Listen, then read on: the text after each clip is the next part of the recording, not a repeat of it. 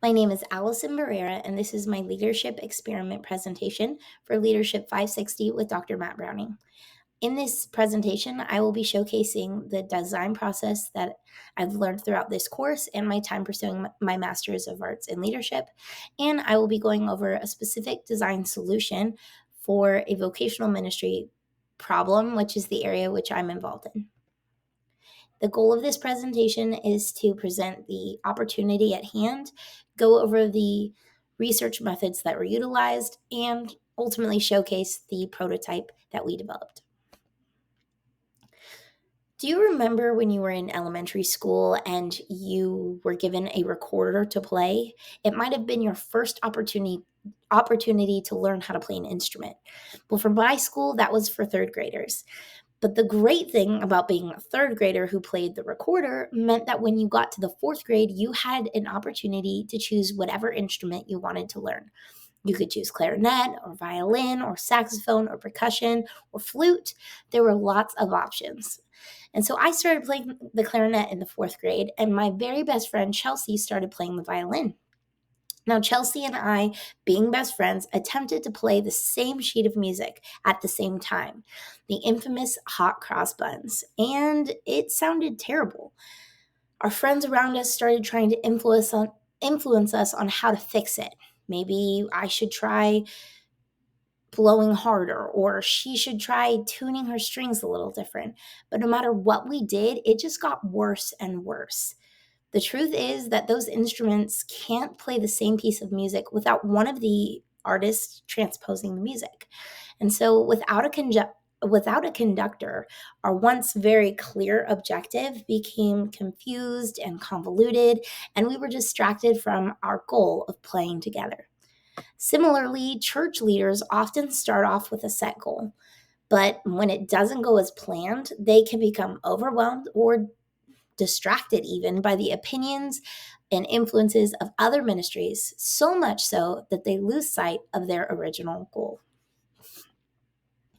My goal in this design challenge was to help churches avoid this pitfall of too many influences and lack of strategy. The hope was that in helping churches focus their strategies and systems, we could help churches better connect with their communities. As we began to explore if churches connecting with their communities was actually a problem, we discovered two main perceptions that were held by community members who didn't attend those churches. So people who were outside of the faith community viewed the church in one of two ways. One, they viewed churches as appearing to be inauthentic. They appeared to act in ways that were counter to what those people believed Christians should act. And secondly, those individuals believed that churches appeared to be overly predictable or the same as other churches that they had visited. Can you imagine being someone who walked into a different church weekend after weekend and realized that they were all doing the exact same thing?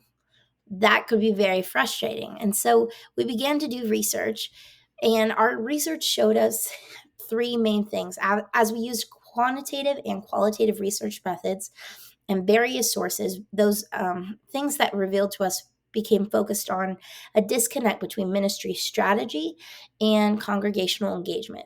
So the key themes for the sources were summarized in the following. One, there was and is a consistent and considerable decrease in church attendance and engagement. And number two, that engagement for people who attend churches who would consider themselves Christian was also going down. So the discipleship systems in place were not connecting with the people in those faith bodies. And three, everyday habits impact systems, and those systems communicate value. For example, if a church collected visitor cards week in and week out, but then follow-up was divvied out on the spot, oftentimes the ball would be dropped, and that visitor connection ultimately isn't very highly valued. At least that's how it's communicated to those guests who visited. We were presented with a unique opportunity.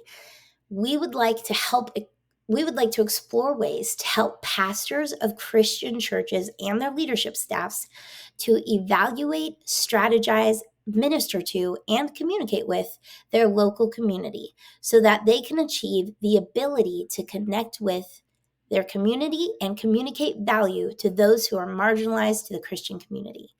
Ultimately, our goal was to help pastors do ministry effectively so that they could reach those who were far from the faith.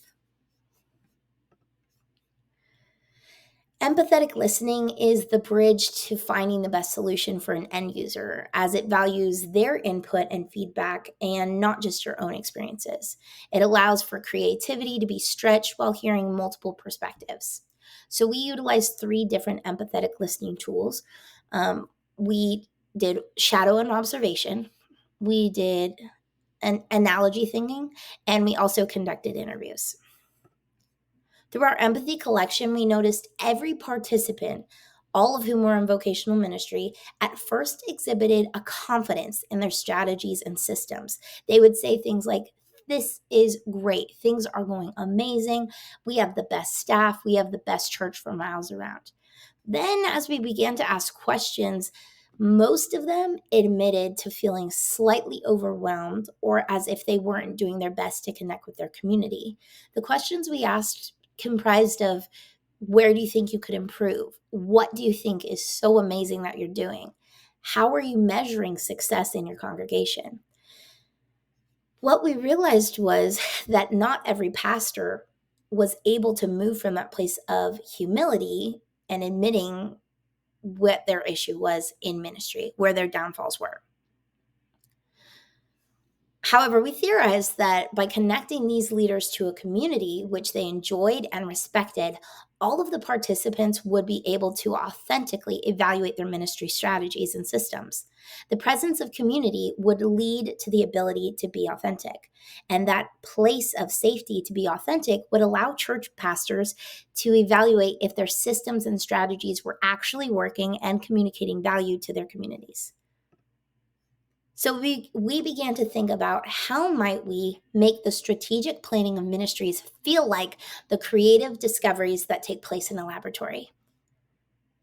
See, we developed this system of thinking that churches fell into one of 3 categories. They were either a warehouse church, a factory church, or a laboratory church. A warehouse church was one that collected a lot of different strategies and influences from multiple ministries. And while they exhibited change, it could often become overwhelming to the staff and the people in the congregation. And it didn't seem very strategic in how they were going about it. A factory church was one that followed a system that was proven to work. Their discipleship processes always looked the same no matter who came through the doors. And while it felt very understandable and had a clear system in place, it also could feel pretty stagnant to people in the community. And then a laboratory church is one that would utilize both of these things. They would utilize proven systems, but they would also seek to create new knowledge and new ways of doing ministry. So our design solution was developed under the LLC that I own, which is Kidman Content. It is an LLC that aims to create content for ministry leaders in next gen and family ministries. So our design solution would be leadership lab cohorts, which would be the opportunity for pastors to be placed in authentic communities. They would go through leadership training and learn how to be systematic and also creative at the same time. And then would provide that authentic opportunity for people to be honest with what's working in ministry and what's not. We plan to test this out on our own campus staff at Bayside Adventure, and then to launch Leadership Lab cohorts in the fall for Kidman Content. I'm super excited about this project because I feel like it is a design solution that could affect many ministries and be a resource to people in vocational ministry across the board.